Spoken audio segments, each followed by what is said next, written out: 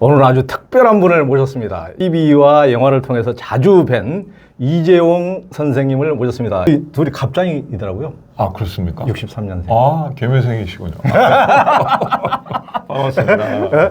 저도 종이남이 되게 이렇게 편안하게 느껴지는 이유가 제가 이제 김성철 교수님 살아생기 전에 이제 시리즈를 제가 쭉 봤었거든요. 그리고 또 향봉수님 뵙고 산사에서 인터뷰하는 거 뵙고 그래서 자주 보던 분이라 가지고 낯설지가 않습니다. 아, 이거 고맙습니다.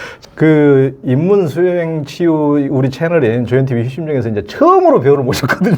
그러니까 제가 최초입니까? 예. 그러니까 얼마 전에 이제 코미디언 김병주 선생님 배추머리 김병주 선생님 뵀더니 조연TV 희심정은 가장 깊이 있는 채널이라고. 그러니까 너무 어려운데 자기 딱 그 어려운 게 딱 자기 수준이라고. 역시 개그맨 나오시네요. 그러시는데, 그러니까 이제 어떻게 보면 대중에 영합하지 않고 차원이 다른 채널 또 깊이 있는 인문 깨달음을 이제 전해준다고 좋아하셨는데 이제 시청자들이 야 이제는 막 대중하고 영합하려고 이제 배우까지 출연시켜가지고 영역을 확장하려는 거야 하고 이제 오해하실 수도 있을 것 같은데 전혀 그렇지가 않습니다. 우리 이재용 선생님을 보면 뭔가 느껴지는 게 없나요? 이 배우님께서 이번에 이제 작가로 변신해가지고 아이고, 작가라는 얘기를 듣기는 많이 부끄럽습니다. 그날 나는 붓다를 보았다. 이제 이 책을 이번에 최근에 펴냈습니다. 저는 이제 원래 화면에서 이분 뵐 때마다 뭔가 정확히 말로는 설명할 수 없지만 남다른 포스가 느껴졌는데 이 책 그날 나는 붓다를 보았다 이걸 보고 야 이분 이제 겉으로는 그 배역에서는 알 수 없던 어떤 상처들, 그 또 치열한 삶, 남다른 구도 열정, 이게 이제 이 책에 전부 다 들어있더라고요. 야, 남다른 포스라는 게 그렇게 해서 만들어졌구나. 그냥 나오는 게 아니구나. 무슨 그 연극 배우로서 이렇게 막 테크니컬한 기교에서만 나오는 게 아니고 이게 삶에서 나온 거구나. 이걸 느꼈습니다. 아유, 그렇게 봐주셔서 너무 고맙습니다. 아, 오늘 진짜 많이 부끄러워지죠. 아니야. 그러니까 우리 이재용 배우님께서 이제 그 주몽, 뿌리 깊은 나무, 또 영화 친구, 이런 큰 영화 드라마를 통해서 이제 극중 인물로만 이제 우리 시청자들도 만나봤을 텐데 오늘은 극중 인물 배역이 아니고 남의 배역이 아니고 남의 삶이 아니고 진짜 이재용을 만나보시도록 하겠습니다. 젊은 나이에 세상 일이 뜻대로 되지 않아서 시리와 낙담과 폭음 3종 세트로 부산 남포동 뒷골목에서 노시다가 이제 한 선배가 조기 사망 가능성이 농후해 보인다. 그래서 이제 암자 한 곳을 소개해줘서 그곳에 머물며 이제 스님으로부터 적정이란 법명까지 받았다고 했는데요. 그 암자 생활과 스님 얘기를 좀 해주시죠. 진짜 이제 그 선배가 조금 무서운 분이셨어요. 사실 제가 대학 3학년 때 하숙가장 하숙집 아드님이셨는데 그 양반이 옛날에 그 올림픽에서 유도 최초로 메달을 획득하셨던 조재기 선생님의 스파링 파트너이셨어요. 근데 희한하게 직업이 그 여성 의류를 만드는 옛날에 양장점이라고 그러죠. 그걸 운영하셨어요. 저랑 굉장히 가까운 형님이셨고 그 형님 때문에 제가 일본에 패션 유학을 결심했었을 정도로 근데 제가 그걸 실패를 하고 남포동 생활을 할 때 형님을 우연찮게 만났는데 그때는 이제 술에 너무 찌들어갖고 피골이 상접해 있으니까 걱정이 돼서 요양하러 가라. 형수님이 다니시던 절이었는데 찾아뵀죠. 근데 이제 그분이 나중에 제 은사님이 될 줄은 모르고 그냥 저는 진짜 건강을 되찾기 위해서 찾아갔었는데 이제 그런 말씀 하시는 거예요. 고시생들이나 이런 사람들이 가끔 찾아와갖고 여기 머물면 안 되냐고 물었었다. 그런데 이제 자네가 여기를 찾아오게 된 거는 아마 부처님의 뜻 아니겠냐. 대신에 여기에 머무는 동안에는 그 자네가 먹고 자고 하는 잠자리 돌보는 일들 이런 것들은 전부 다 스스로가 해야 된다. 그러니까 첫날은 내가 그 자네가 부를 때 받는지 모르겠지만 그 시범을 보여주겠다 그러시면서 제가 잘방에 구들목에다가 이렇게 장작으로 불을 지펴주셨어요. 그리고 그 다음 날부터는 새벽에 일어나면은 보니까 자네가 몸이 안 좋은 것 같으니까 3시에는 깨우기 힘들고 5시에는 최소한 일어나거라 그러셨고 깼어요. 그리고 뭐 영화에서 본 게 있어가지고 마당 쓰는 척하고 나무를 해와야 된다고 그러시더라고요. 거기 이제 부엌 안에 어느 정도 이제 나무들 좀 있었는데 그건 당신께서 해놓으신 거니까 제가 오늘부터 자네 잠자리는 자네가 되우시게 이렇게 된 거죠. 그래서 산에 가서 나무를 해오고 야 근데 이게 나무 하는 게 힘든 게 저같이 우리가 키 큰 사람들이 힘든 게 나무를 갖다 이게 전문적으로 하는 사람이 아니다 보니까 이렇게 뭐 장가지고 뭐 되는 대로 다 주워갖고 이렇게 뚫뚫 뭉쳐가지고 뒤에 지게 실어요. 그러다 보면은 그 관목들이 이렇게 막 자라나는데 지나다니다 보면 해놓은 나무하고 거기 서 있는 작은 나무들을 가지가 엉겨가지고 아 이게 가는 것마다 뒷멱살 잡듯이 그래요. 그러니까 이걸 갖다가 힘으로 이렇게 해갖고 확 제끼잖아요. 그러면 진짜 활대처럼 휘어졌다 딱 하면서 얼굴을 쫙 때려줘요. 그러면 줄이 하나 쫙 그런 거 한 2번 당하고 나면 아 진짜 그 인성의 밑바닥이 다 이렇게 드러납니다. 아시죠? 그러면서 이제 나무를 해와가지고 근데 그것도 제 딴에는 저거 해왔다고 하는데 불 때다 보면은 뭐 하루 저녁도 제대로 못 돼요. 그냥 스님 해놓으신 거 슬쩍 훔쳐갖고 때려놓고 그리고 이제 아침에 이제 쌀을 갖다 씻어가지고 근데 찬이랄 게 이제 별로 없어요. 뭐 스님도 공양주가 따로 계셔갖고 밥을 갖다 이렇게 뭐 찬을 따로 만드시고 그러시진 않으니까 제가 이제 스님 목까지 밥을 하는데 그 스님 계신 쪽에 이제 연탄화로 아궁이 하나 있고 그 다음에 제가 있는 쪽에 또 아궁이 있고 그러면은 이 찬이랄 만한 게 김치로 시작해서 김치로 끝나요. 그래서 그 무를 갖다가 이렇게 무김치 썰어가지고 이렇게 가지런히 배추김치 가지런히 그 다음에 콩나물 조금 넣은 국에다가 김치 풀어갖고 김치 콩나물국 끓이고 그 다음에 뭐 전부 다 김치로 시작해서 김치로 끝나요.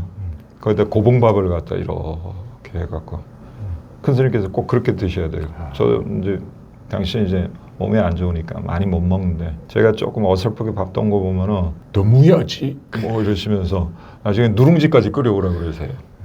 그러니까 저도 어쩔 수 없이 밥 양을 조금 이제 늘려갔는데 근데 보리쌀도 들어가고 콩도 들어가고 그러다 보면 이제 나중에 사제지간에 또 재미나죠. 막 겸상하면서 이제 돌아가면서 방구를 붕붕 껴가면서 아침밥을 먹고 그랬는데 진짜 어느 날 제가 밥상 들고 이렇게 들어가다가 그 마루 위에서 젓갈을 쿡 받았어요. 시골집이니까 되게 낮았는데 밥상은 들었죠. 이거 내려놓고 하기도 애매해요. 그래갖고 와 이러고 있는데 안에서 하시는 말씀이 아직 멀었다 숙여라 그러시잖아요. 약 오르잖아요. 나 진짜 지금 남은 아파갖고 지금 지금 부은데 만지지도 못하고 꾹 참고 이제 들어가려고 그랬어요. 근데 방문이 진짜 제가 무릎을 꿇고도 이렇게 숙여야 돼요. 옛날 시골집 아시죠?